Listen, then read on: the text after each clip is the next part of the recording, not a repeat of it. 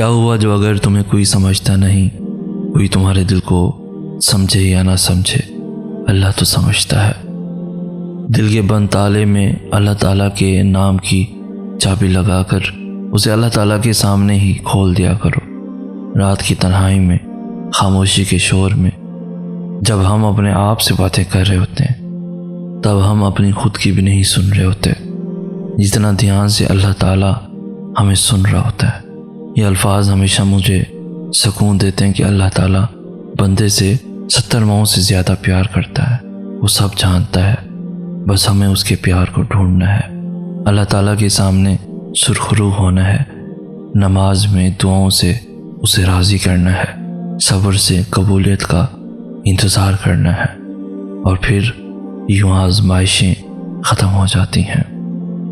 हर उस चीज़ से बेगर्ज हो जाओ जो ये दुनिया तुम्हें दे सकती है, न सिर्फ दौलत से, किसी मकाम से, बल्कि तारीफ से भी।